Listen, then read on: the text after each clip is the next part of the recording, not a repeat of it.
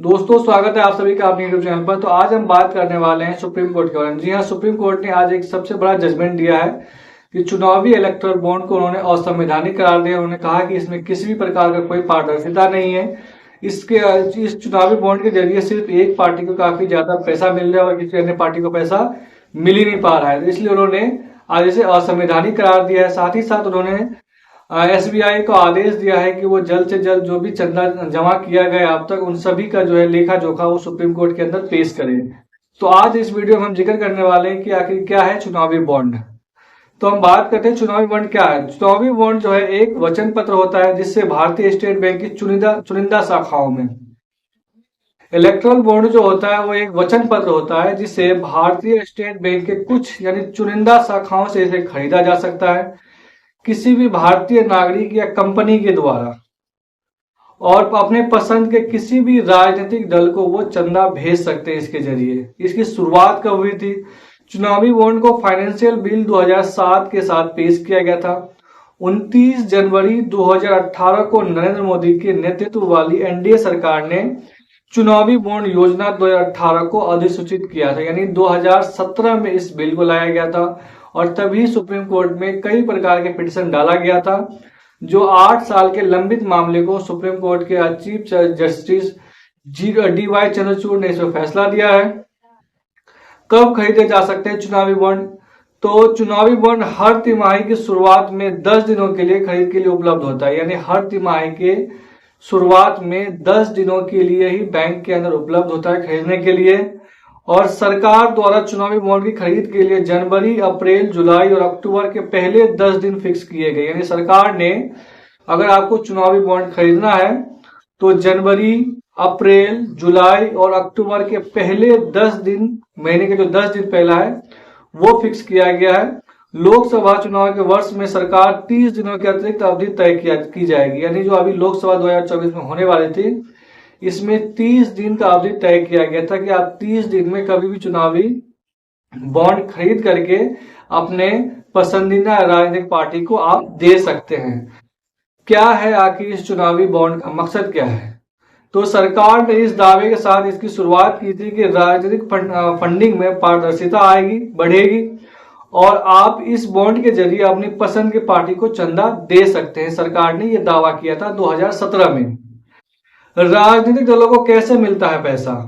तो कोई भी व्यक्ति, चाहे वो कॉर्पोरेट हो या किसी संस्था से जुड़े हुए हो, वो बॉन्ड खरीद सकते हैं और राजनीतिक पार्टियां इस बॉन्ड को बैंक में भुना करके रकम हासिल कर सकते हैं। बैंक चुनावी बॉन्ड के उसी ग्राहक को बेचते हैं जिनका केवाईसी वेरीफाई होता है, यानी बैंक उसी कस्टमर को देता है जिसका केवाईसी वेरीफाइड होता है। किसी और को, किसी व्यक्ति को नहीं दे सकता है वो चुनावी बॉन्ड। और बॉन्ड पर चंदा देने वालों का कोई नाम नहीं होता, यानी आपका कोई पता जारी नहीं किया जा सकता है, कोई एड्रेस नहीं हो सकता है, कोई नाम नहीं होगा आपका चुनावी बॉन्ड पे। तो उसके बाद क्या इससे कुछ रिटर्न मिलता है? तो यह बॉन्ड एक तरह से रसीद है आपको, यानी आपको इस पर कोई रिटर्न नहीं मिलने वाला, बल्कि आप जिस पार्टी को चंदा देना चाहते हैं उसके नाम से इस बॉन्ड को खरीदेंगे, यानी आप जिस पार्टी को चंदा देना चाहते हैं उसी पार्टी के नाम से आपको ये बॉन्ड खरीदना होगा और इसका पैसा संबंधित राजनीतिक दल को आराम से मिल जाएगा। आप बॉन्ड खरीदें उसको, उसके बाद जिस पार्टी के नाम से आप खरीदते हैं उस पार्टी को आराम से वो बॉन्ड मिल जाएगा। बॉन्ड को आप जब पैसा राजनीतिक पार्टी को अगर मिल जाता है तो उसके बाद उस बॉन्ड को आप बैंक के अंदर वापस भी कर सकते हैं। तो क्या इस चुनावी बॉन्ड में टैक्स की छूट मिलती है? तो राजनीतिक पार्टी को सीधे चंदा देने की जगह चुनावी बॉन्ड के जरिए अगर पैसा जमा करा सकते हैं तो इसके एवज में आपको दिए गए पैसे पर टैक्स में छूट मिल जाती है, यानी जो भी पैसा आप राजनीतिक दल को देते हैं उसमें जो टैक्स लगने वाले होते हैं उन सभी से छूट मिल जाती है और 8 GGC या 80 GBC के तहत इसमें छूट दी जाती है।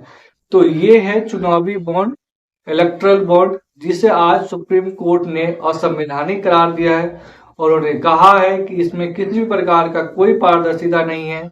और जब से इसे लागू किया गया यानी 2017 से, तब से लेकर अब तक इसमें किसी प्रकार का कोई पारदर्शिता नहीं है और एक पर्टिकुलर पार्टी को इसका 90% भाग जो है वो चंदा मिलता है और अन्य पार्टी को 10% मिलती है। यानी देश के अंदर दो सबसे बड़ी पार्टी है एक कांग्रेस पार्टी है, दूसरा बीजेपी है। बीजेपी अभी सत्ता में है, इस वजह से चुनावी बॉन्ड का 90% हिस्सा जो है वो बीजेपी के खाते में जाता है। इस वजह से बीजेपी अभी देश के सबसे अमीर पार्टियों में से एक है, क्योंकि उनके पास 2400 समथिंग करोड़ रुपए उनके पास है। लेकिन उसी के ओपोनेंट कांग्रेस के पास मात्र 600 या 700 करोड़ रुपए ही मिल पाते हैं, या हर साल उनको चुनावी बॉन्ड के जरिए मात्र 100-150 करोड़ ही मिल पाते हैं। तो लगभग 90% हिस्सा जो है वो बीजेपी को मिलती है।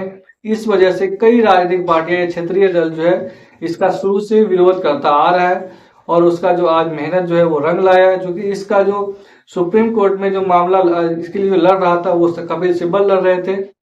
उन्होंने कई प्रकार की दलील पेश की थी सुप्रीम कोर्ट के सामने। उसके बाद सुप्रीम कोर्ट ने माना कि ये वाकई में गैर संवैधानिक है, इसमें किसी प्रकार का कोई पारदर्शिता नहीं है। हालांकि सुप्रीम कोर्ट ने कहा कि अगर आपको पारदर्शिता लाना है तो इसके कई तरीके हैं, उसके जरिए आप ला सकते हैं। और अब देखना दिलचस्प ये होगा क्या मोदी सरकार एक नया ऑर्डिनेंस ला करके सुप्रीम कोर्ट के इस फैसले को पलटती है या नहीं। क्या आप सोचते हैं इसके बारे में, आप हमें कमेंट करके बता सकते हैं। चैनल पे नए हैं तो प्लीज चैनल को लाइक, शेयर और सब्सक्राइब कर दें। धन्यवाद।